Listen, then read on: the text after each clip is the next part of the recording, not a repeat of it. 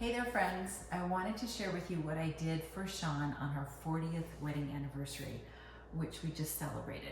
40 years is kind of mind-blowing. So one of the things I wanted to share with you is that this is a book that we read a million years ago, well, under 40 years ago, by Dr. Gary Chapman. It's called The 5 Love Languages. So what he does is he considers all of the ways that people like to show their love for each other and the ways that we like others to show their love for us. And he put those into 5 categories. And those categories are: first, words of affirmation, and that can be greatly simplified down to, I love you. I really appreciate that you did that for me, the way that we talk to each other. The second one is physical touch, and that is maybe I show my love for you by giving you a hug or sitting right next to you.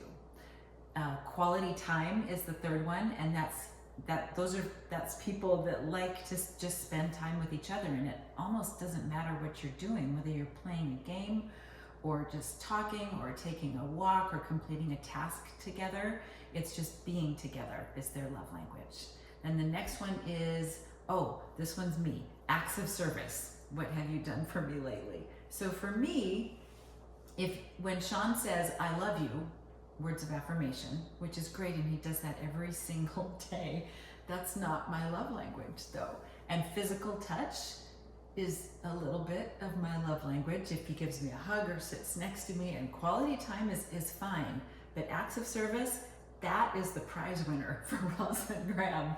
That is, oh, you emptied the dishwasher, or you put gas in my car, or oh, you stopped at the store and picked up my prescription for me. Those are acts of service, and for me, it's like a huge victory. That's all I want. And then number 5 is gifts, and neither one of us really cares about that.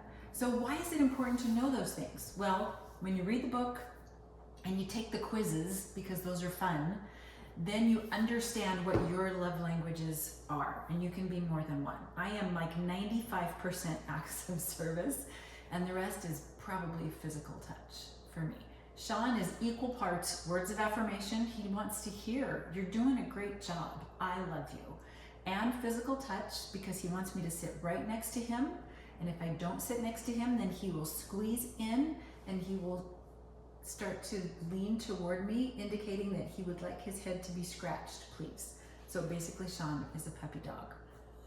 He also likes quality time, but that's not one of his top 2. And he appreciates acts of service, but not as much as I do. And physical touch. Okay, so once you know what your love language is, then the people around you, when you share that with them, then they can show their love to you, not only in the way that they naturally show their love, but also in the way that is most meaningful to you.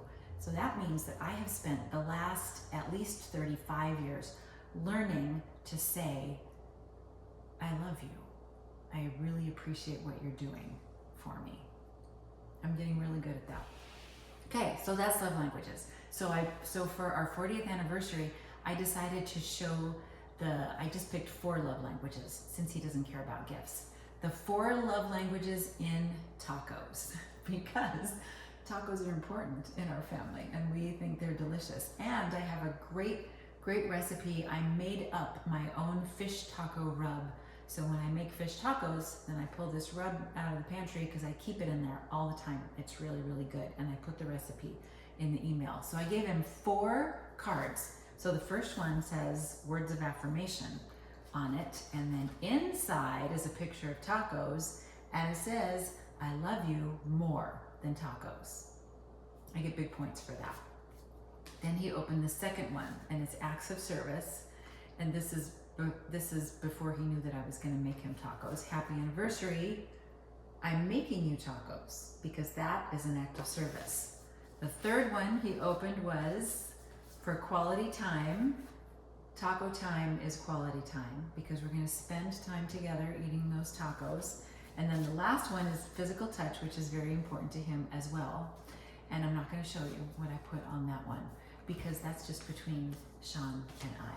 So there you go. There's an idea for you to show your love to anybody else in your life. Can be spouse, can be partner, can be one of your kids. And if they also love tacos, then you can relate it to tacos or however you want to do that.